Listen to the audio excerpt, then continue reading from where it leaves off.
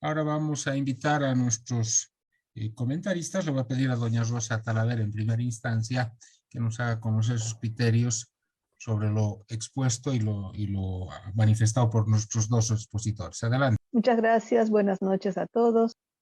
Un tema que estaba en la presentación de José Antonio y que no lo mencionó, seguramente por falta de tiempo, es el tratamiento que se da a los profesionales extranjeros, ¿no? En la exposición de motivos se decía que estos profesionales no estaban alcanzados por ningún impuesto y que por tanto estaban los bolivianos en desigualdad de condiciones, lo cual es falso, porque sí están alcanzados, están o estaban con el impuesto a las utilidades de las empresas sobre base presunta, igual que los profesionales independientes bolivianos. Entonces ahí a mí me parece que hay una intención de beneficiar a consultores o extranjeros que están trabajando sobre todo en el sector público, ¿no? O sea, no encuentro otra explicación. Se sabe que hay profesionales extranjeros que tienen remuneraciones exorbitantes y que, claro, no pueden pagar el RCIVA porque no están sujetos a ese impuesto, están sujetos al IVE. Entonces les han facilitado la vida incorporándolos a esta nueva norma, ¿no? Yo entendía que estaba ya aprobada esta ley, no está aprobada todavía. Ha pasado de diputados a senadores. Bueno, en todo caso, yo no veo nada más que agregar en este tema. Me parece totalmente inconducente lo que se ha hecho o lo que se pretende hacer con estas reformas. Es nuevamente ese enfoque de modificar una cosita por aquí y otra cosita por allá, en vez de hacer una reforma integral del sistema tributario, ¿no? Coincido con Orlando y con José Antonio en la necesidad de implantar de una vez un impuesto a la renta presunta, a la renta de las personas naturales, que sea global, o sea, que abarque a todas, o sea, un impuesto a la renta de las personas, que abarque tanto a las sociedades como a las personas naturales o físicas, ¿no?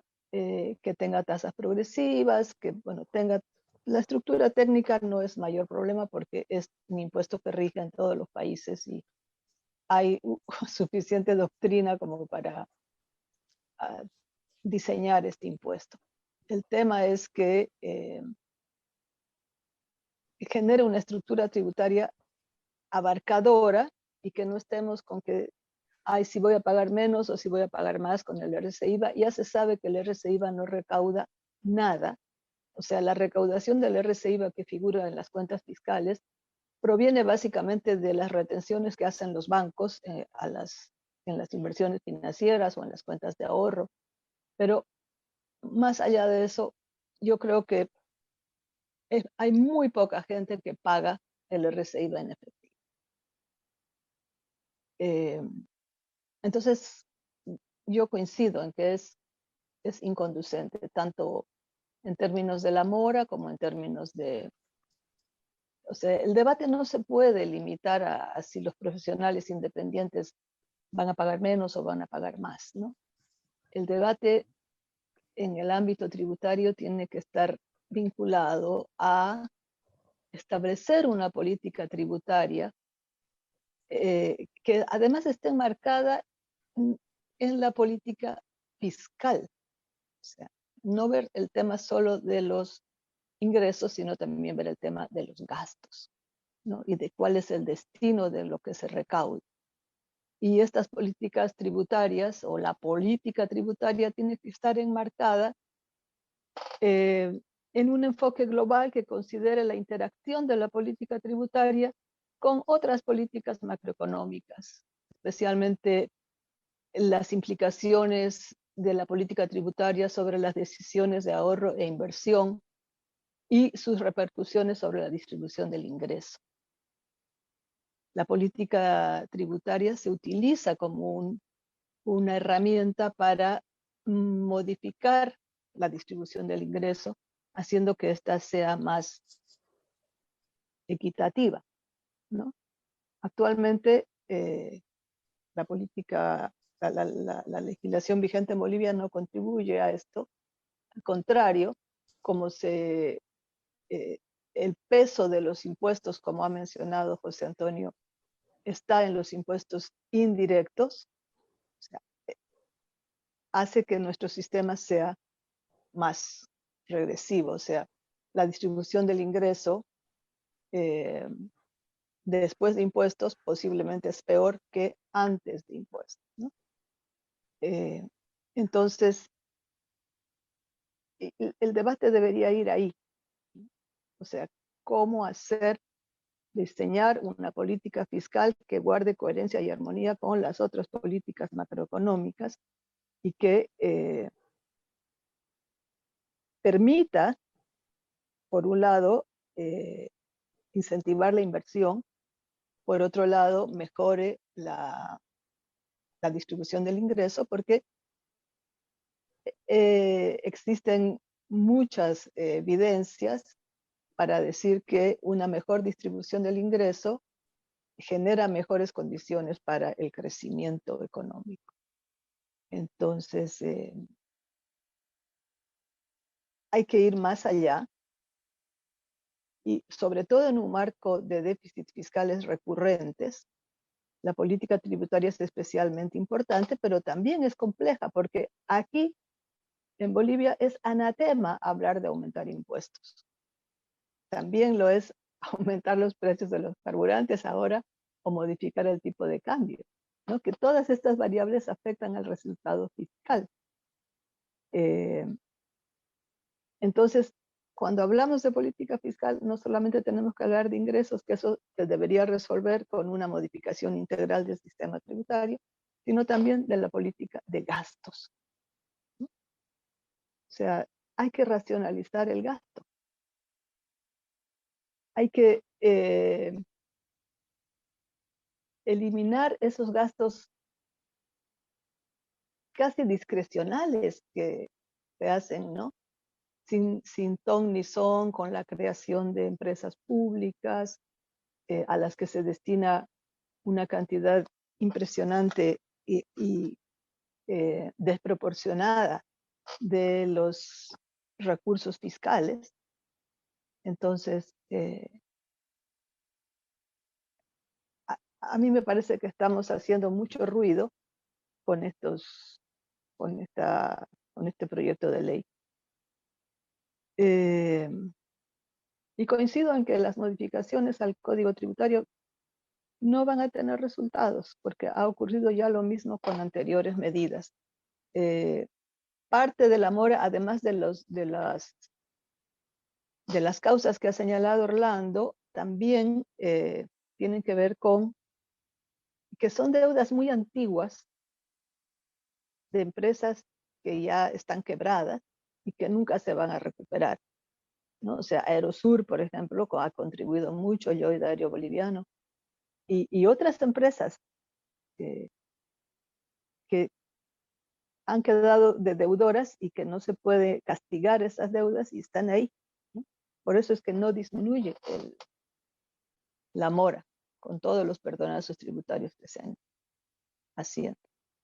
Reitero, el debate tiene que centrarse en temas de fondo y no en estos temitas que no aportan, ¿no? No aportan mucho. Eso, muchísimas gracias. Solo vamos a invitar a don Roberto Ugarte para que nos haga los comentarios a lo expuesto. Adelante, Roberto. Muy buenas noches a todos. Bueno, muy rápido, coincido con todo lo que han expuesto el doctor Nogales y Orlando Castellón en relación al proyecto de ley que se está tratando en la Asamblea Legislativa Plurinacional. El objetivo principal es hacer ajustes a la normativa para obtener mayores recaudaciones. Entonces, se simplifica en ese tema, ¿no? Es ver de qué manera se puede, digamos, a partir de esta gestión, poder recaudar más para el fisco, ¿no? Entonces, Las modificaciones al Código Tributario, como ya se había explicado, están bajando, digamos, las sanciones del 100% al 60%, ampliar de 10 días a 20 días el plazo para poderse acoger a un arrepentimiento eficaz, etc.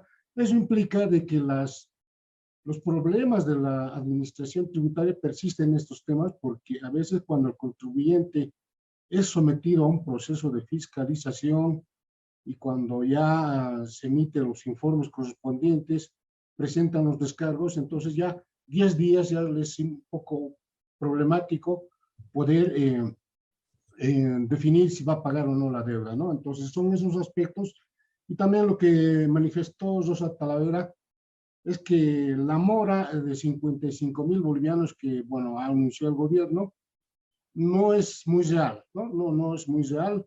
Cada año se incrementa esa mora porque como es una mora de deuda tributaria, no se lo puede castigar, ¿no? Bueno, las empresas o los bancos castigan cierta mora, pero en este caso la mora tributaria siempre se acumula, ¿no? Son deudas de empresas que ya no existen, que siguen existiendo ahí. Entonces, tal vez habría que analizar más a detalle cuánto es la mora real de impago y que se pueda recuperar, ¿no?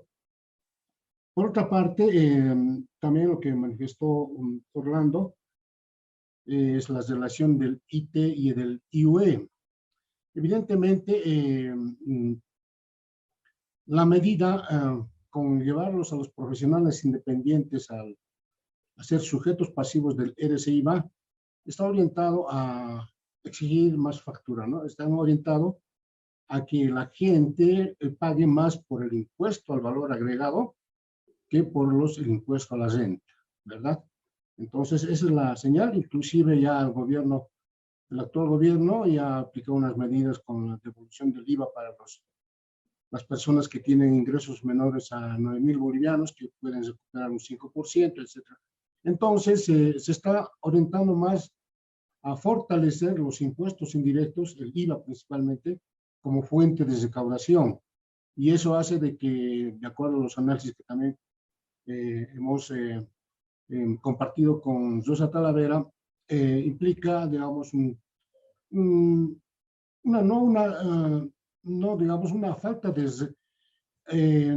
las recomendaciones de organismos internacionales mencionan de que tiene que haber un equilibrio entre impuestos directos e indirectos, a fin de que, y eso se lo hacen en todos los países tienen impuesto a la renta de personas, entonces va por ese lado la reforma y es importante de que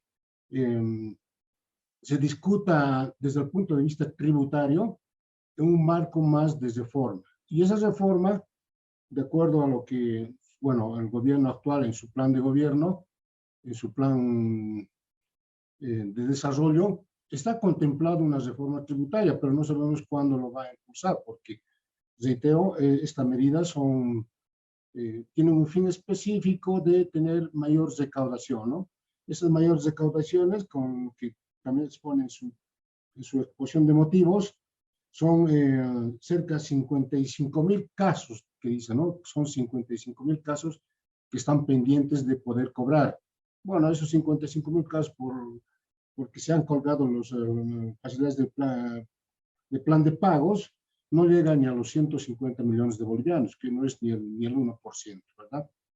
Bueno, entonces es todo lo que ya el doctor Nogales y Orlando Castro han explicado detenidamente el proyecto de ley y esas serían mis observaciones al respecto. Muchas gracias.